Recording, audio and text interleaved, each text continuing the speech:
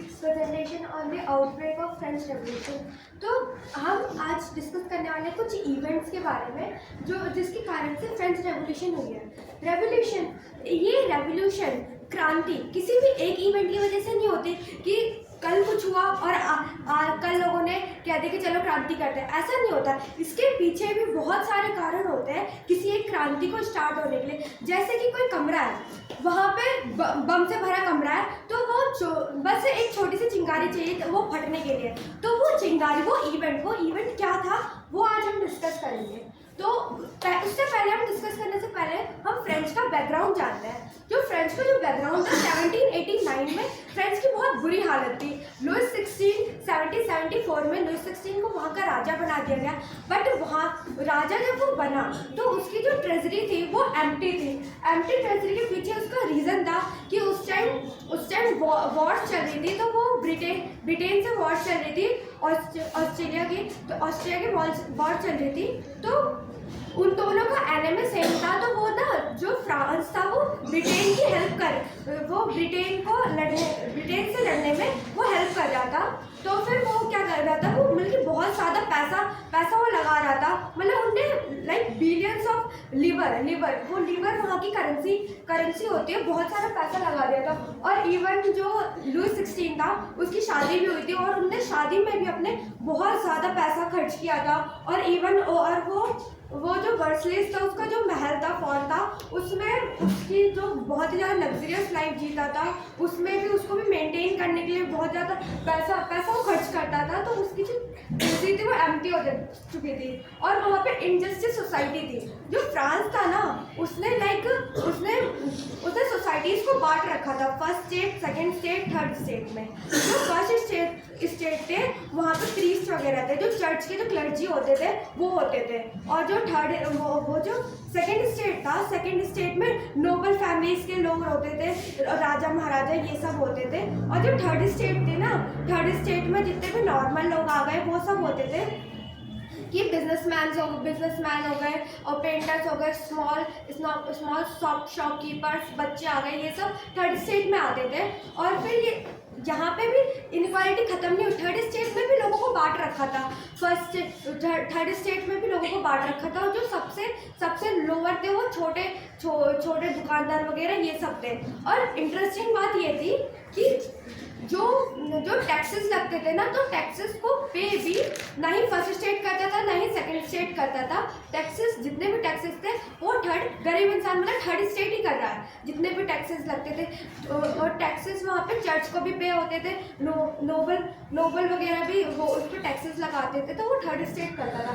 और वहाँ पे फिर ऐसी सिचुएशन में वहाँ पे सब्सिडेंस प्राइसेस बढ़ गए, मतलब लोगों का है ना जीना बहुत ही ज़्यादा मुश्किल हो गया था वहाँ पे मतलब कि एक उनको ब्रेड खरीदने के लिए भी उनको एक ब्रेड खरीदने में काफ़ी पैसा देना पड़ता था। लोगों की जो लाइफ स्टाइल थी वो बहुत ज़्यादा एंडेंजर में आ गई थी। और वहाँ पे महंगाई बढ़ गई थी, लोगों की वेजेस बढ़ नहीं रहे, महंगाई बढ़ती जा रही है, लोगों की सैलरीज बढ़ नहीं रही है, लोगों के पास खरीदने के लिए खाने पीने के लिए पैसा नहीं है। बहुत ही बुरी सिचुएशन हो रखी थी 1789 का। तो लुइस 16 क्या प्लान करता है कि हम क्या करते हैं ना, लुइस 16 प्लान करता है कि वो टैक्सेस को इंक्रीज कर देगा। अब ये वो चिंगारी है जिससे बम फटने वाला है, तो वो टैक्सेस को इंक्रीज कर देता है। और ये वहाँ पे ऐसा ओल्ड रिजीम में, फ्रांस के ओल्ड रिजीम में ऐसा था कि वो मोनार्की वो अकेली नहीं कर सकती, लाइक अकेला वो टैक्सेस इंक्रीज नहीं कर सकता। उसको टैक्स इंक्रीज करने के लिए भी ईस्ट जनरल की मीटिंग बैठानी पड़ती थी। और ईस्ट जनरल की मीटिंग बैठाने ईस्ट जनरल बेसिकली क्या था, ईस्ट जनरल था वो पॉलिटिकल बॉडी थी जिसमें हमने अभी 3 स्टेट्स के बारे में बात की, first state, second state, third state. तो जो तीनों स्टेट थी ना, उनमें से हर एक बॉडी क्या करते थे, अपने रिप्रेजेंटेटिव को भेजती थी और वो इलेक्शन वो वोट करते थे। तो वो ईस्ट जनरल की मीटिंग भी ना वो राजा ही बुला सकता है। और वो ईस्ट जनरल की मीटिंग थी वो लास्ट टाइम 1614 में हुई थी। मतलब इमेजिन कि इतने मतलब 100 साल पहले मीटिंग हुई थी कि मतलब कि फ्रांस जो है वो इतना अनडेमोक्रेटिक है, लेकिन उसमें लोगों का रोल ही नहीं है, लोगों कोई रोल नहीं है उसमें कि वो पार्टिसिपेशन नहीं है कि वो कोई किसी चीज़ में हिस्सा ले सके। मीटिंग ही 100 साल पहले थी। 100 साल बाद जब टैक्स बढ़ाने की बारी हुई तब उनकी मीटिंग हो रही है ईस्ट जनरल की। ईस्ट जनरल की जो मीटिंग थी ये वर्सेस हॉल में होती थी। और तो फिर 5 मई 1789 को जो वो था लुई 16 था, उनने वर्सेस हॉल में ये मीटिंग बुलाई। और फिर उसमें क्या था ना कि फर्स्ट स्टेट और सेकंड स्टेट से 300 रिप्रेजेंटेटिव आए। 300 रिप्रेजेंटेटिव फर्स्ट स्टेट के, 300 रिप्रेजेंटेटिव सेकंड स्टेट के। और इन सबको लाइक आमने सामने करके बैठाया गया, एक इस साइड एक इस साइड ऐसे बैठाया गया। तो उस टाइम पे ना राइटिस्ट और लेफ्टिस्ट का सिस्टम चलता था। मतलब कि लोग जो लुई 16 के साथ में, मतलब लुई 16 के सपोर्ट में, जो लुई 16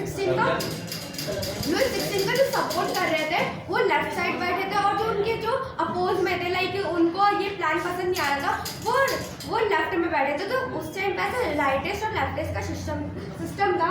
तो फर्स्ट और सेकंड स्टेट से 300 रिप्रेजेंटेटिव थे जो कि आमने सामने बैठे थे। बट यहाँ पे थर्ड स्टेट के साथ बहुत ही इंजस्टिस हुआ था। थर्ड स्टेट से 600 मेंबर गए थे थर्ड स्टेट से। और उसमें क्या था ना, उन लोगों के पीछे उनको खड़ा रखा था। उनको बैठने के लिए इवन सीट तक नहीं दी थी। तो फिर क्या हुआ ना कि थर्ड स्टेट के मेंबर्स जो थे वो 600 लोग थे। तो फिर क्या हुआ कि फर्स्ट स्टेट सेकंड स्टेट बैठा है, थर्ड स्टेट पीछे खड़ा है। तो फिर यहाँ पे बात हुई कि अब यहाँ पे टैक्स बढ़ाने के लिए, और ये नहीं कि थर्ड स्टेट से सारे लोग आए थे। थर्ड स्टेट से भी जो कॉस्पोरस सेक्शन थे, मतलब एजुकेटेड लोग थे, मतलब बड़े बड़े बिजनेसमैन वगैरह थे, ये सब आए थे फर्स्ट स्टेट से। तो फिर अब बात आती है कि वोटिंग। तो जो पास्ट का जो वोटिंग सिस्टम था, तो वो ऐसा था कि हर स्टेट से सिर्फ एक वोट जाएगा। मतलब कि फर्स्ट स्टेट से सिर्फ एक वोट, सेकंड स्टेट से एक वोट, थर्ड स्टेट से सबका बस एक ही वोट।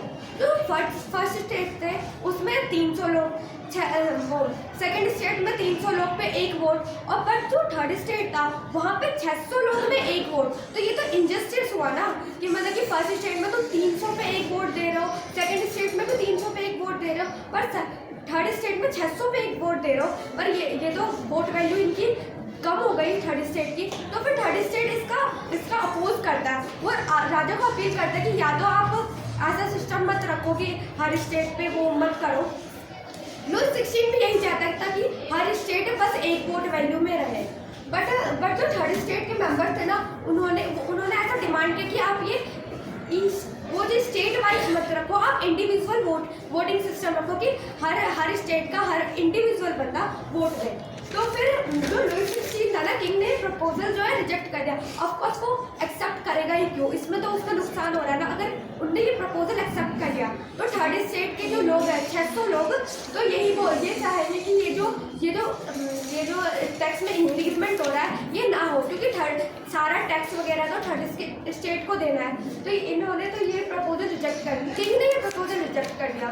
तो फिर थर्ड स्टेट क्या हुआ, थर्ड स्टेट लाइक गुस्सा हो गया। वो मतलब कि थर्ड स्टेट कहेंगे हमें वोटिंग ही नहीं करनी, हमें मीटिंग ही नहीं करनी। वो थर्ड स्टेट के 600 लोग मीटिंग छोड़कर वहाँ से चले गए थे। फिर उसके बाद क्या होता है, थर्ड स्टेट के लोग 20 जून 1789 को थर्ड स्टेट के लोग वर्सेस हॉल के बाहर सब लोग इकट्ठा होते हैं। सब लोग इकट्ठा होते हैं टेनिस कोर्ट के ग्राउंड में इकट्ठा होते हैं, और वो लोग प्लान करते हैं कि हम लोग ये जो है ये यहाँ पे नेशनल असेंबली बनाएंगे, और फ्रांस के लिए हम कॉन्स्टिट्यूशन को ड्राफ्ट करेंगे, और ये जो है राजा की पावर को हम लिमिट लगाएंगे कि ये राजा की पावर ओवर लिमिट हो रही है, ये कुछ भी करे जा रहा है, पर हम आप पावर को लिमिट लगाएंगे। और उन्होंने खुद को, जितने भी लोग बाहर थे उन्होंने खुद को नेशनल असेंबली घोषित कर लिया गया। और फिर ऐसा नहीं था कि थर्ड स्टेट में सिर्फ थर्ड स्टेट के बंदे थे, वहाँ पे जो थर्ड स्टेट था ना उनको लीड करे थे मिराबस और एबेसियस। ये जो मिराबस था ये सेकंड स्टेट का था, ये एक नोबल फैमिली से बिलोंग करता था, और ये जो एबेसियस थे ये एक क्लर्जी थे, मतलब कि इनका बैकग्राउंड प्रीस्ट का था। तो मतलब कि उस टाइम पे जो लीड कर रहे थे थर्ड स्टेट को, वही सेकंड स्टेट और फर्स्ट स्टेट के लोग कर रहे थे, ये दोनों कर रहे थे।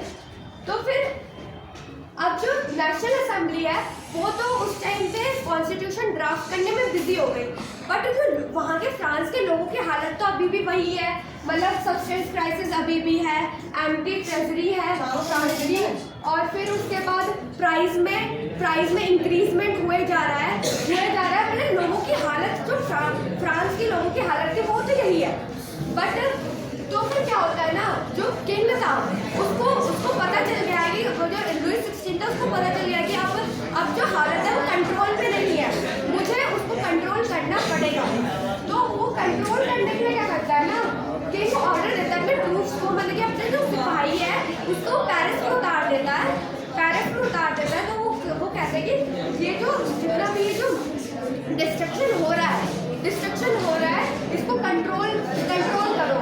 बट क्या होता है ना कि वो मामले को कंट्रोल करना चाहता है, बट जो फ्रांस की जो पब्लिक थी वो पहले से ही भड़की हुई है, उसने लुई 16 ने और उन पर सेना डाल दी है। तो फिर उससे जो पब्लिक है उनको लगा कि लाइक ये तो हम पे कब्जा करना चाहता है, ये हम पे दबदबा बनाना चाहता है अपना। तो फिर वो क्या करते हैं, वो लोग भड़क जाते हैं। तो वेस्टाइल एक जेल है वहाँ पे, तो वो पब्लिक क्या करती है 14 जुलाई को वेस्टाइल फोर्ट पे अटैक कर देती है। अब जब वो वेस्टाइल फोर्ट पे वो अटैक कर देती है और तो वहाँ से जितने भी कैदी वगैरह थे उसको छुड़ा लेती है, और फिर वो हथियार वगैरह सब निकाल लेती है, और 14 जून को वेस्टाइल फोर्ट पे अटैक हो जाता है। फिर उसके बाद क्या होता है, ये सब तो वो चल रहा था कि ये सब पेरिस में चल रहा था कि वेस्टाइल फोर्ट पे अटैक हो गया, और फ्रांस ने बल्कि लुई 16 ने अपने सैनिक वगैरह वहाँ पे छोड़े थे। तो अब ये सब तो पेरिस के अंदर चला था। अब जो कंट्री साइड है, मतलब गांव में कैसी हालत थी लोगों की, जो गांव में थे ना, तो वहाँ पे विलेज पे र्यूमर्स फैल गए थे कि ये जो जितने भी नोबल फैमिली, ये जो फर्स्ट स्टेट नहीं सेकंड स्टेट के लोग हैं, इन्होंने कुछ लोगों को हायर किया है कि हमारे क्रॉप्स वगैरह को बर्बाद करने के लिए। ये विलेज से विलेज ये बात फैल गई थी, र्यूमर फैल गए थे। अब जब लोग डरे हुए हैं और ज़्यादा ये जब र्यूमर को ये जब फैलाया गया तो लोग और ज़्यादा डर गए कि ये अब तो हमारे पास खाने के लिए भी कुछ नहीं बचेगा, हमारी क्रॉप्स ये बर्बाद हो जाएंगी। तो लोग सोचते हैं ये पहले हम पे अटैक करें, इससे पहले हम इन पे अटैक कर देते हैं, और तो ये जो उनके जो फोर्ट वगैरह थे वो उन पे अटैक कर देते हैं, वहाँ से तोड़ फोड़ देते हैं, वहाँ से कुछ चीज़ें ले लेते हैं, कुछ चीज़ें चुरा लेते हैं, और फिर उसके बाद वो जो जितने भी होते हैं मतलब कि डॉक्यूमेंट्स वगैरह ये सब भी जला देते हैं।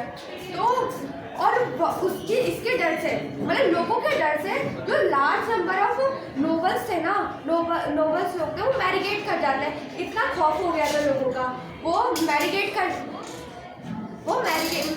जाते हैं, मतलब कि लोग अपना घर छोड़ के चले जाते हैं, लोग इवन कंट्री में भी मैरिगेट कर जाते हैं।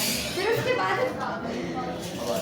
उसके बाद इन सब चीज़ों से आउटकम क्या निकलता है, आउटकम मतलब कि लुई 16 को फाइनली ये समझ में आ जाता है कि अब जो है सिचुएशन उसके कंट्रोल में नहीं है, सिचुएशन आउट ऑफ कंट्रोल होती जा रही है, उसको कुछ तो करना पड़ेगा। मतलब कि अब या तो वो नेशनल असेंबली मान ले, वरना तो लुई 16 का भी वही हाल होगा जो जैसा और नोबल लोगों का हुआ था।